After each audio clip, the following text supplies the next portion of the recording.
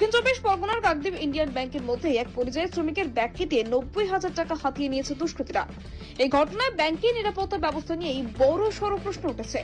পেশায় পরিযায়ী শ্রমিক সঞ্চিতা দাস তার মেয়ে মন্দিরা দাসকে সঙ্গে নিয়ে একটি সংস্থার থেকে গোল্ড লোনের টাকা জমা দিতে ইন্ডিয়ান ব্যাংকে এসেছিলেন। ব্যাগে ছিল মোট 1,27,000 টাকা।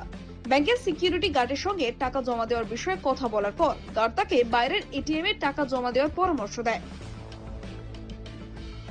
এটিএম এর টাকা জমা দিয়ে বেরিয়ে তিনি পুনরায় ব্যাংকের ভেতরে ফিরে আসেন কিভাবে টাকা জমা দিতে হবে তা জানার জন্য। এরপর যখন তিনি ডিপোজিট স্লিপে রেখে টাকা জমা দিতে যান তখনই তিনি হতবাক হয়ে যান। দেখতে পান তার ব্যাগ কেটে 90,000 টাকা বের করে নেওয়া হয়েছে। সঙ্গে সঙ্গে ব্যাংকের মধ্যেই কান্নায় ভেঙে পড়েন সঞ্চিতা দাস। খবর দেওয়া হয় কাকদ্বীপ থানায়। দ্রুত কাকদ্বীপ থানার বিভিন্ন আধিকারিকরা ব্যাংকে এসে পৌঁছান, সিসিটিভি ফুটেজ খতিয়ে দেখে এবং বিভিন্নভাবে তদন্ত চালিয়ে পুলিশ জানতে পারে যে একজন মাঝবয়সী মহিলা এই দুঃসাহসিক কাজটি করেছে। প্রাথমিক তদন্তে উঠে এসেছে সঞ্চিতা দাস যখন একটি এটিএম এ টাকা জমা করার জন্য বেরিয়েছিলেন তখনই অভিযুক্ত মহিলা তার সঙ্গে বেরিয়ে যান। খোয়া যাওয়া টাকা কিভাবে পুনরুদ্ধার করা যাবে সে বিষয়ে ব্যাংক ম্যানেজার কোনো মন্তব্য করতে রাজি হয়নি। তবে কাকদ্বীপ থানার পুলিশ টাকাটি উদ্ধার এবং অভিযুক্ত মহিলাকে চিহ্নিত করার জন্য জোর তৎপরতা শুরু করেছে। বাড়িতে রাখার পরে কালকে ব্যাংকে গেছিলাম গোবিন্দরামপুরে ব্যাংকে গিয়ে টাকাটা কিন্তু 5টা বেজে যায়।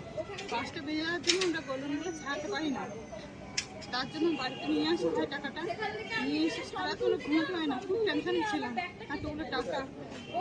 তারপরে আইআইএফএল গেছিলাম, যাওয়ার পরে এখন ম্যাডামরা বলে এখন তো এইভাবে দেওয়া যাবে না, এটা হচ্ছে অনলাইনে পেমেন্ট দিতে হবে।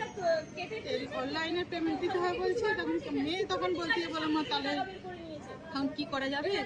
তখন বলি আমার হাজবেন্ডকে ফোন করলো, আমার মেয়ে ফোন করে তখন বলতেছে বলে তুমি আমার মোবাইল আমার অ্যাকাউন্টে ছেড়ে দাও, ছেড়ে দিলে ওইখান থেকে তুমি ট্রান্সফার করে দিতে পারবে বলে আমরা এইখানে এলাহাবাদ ব্যাংকে এসেছি।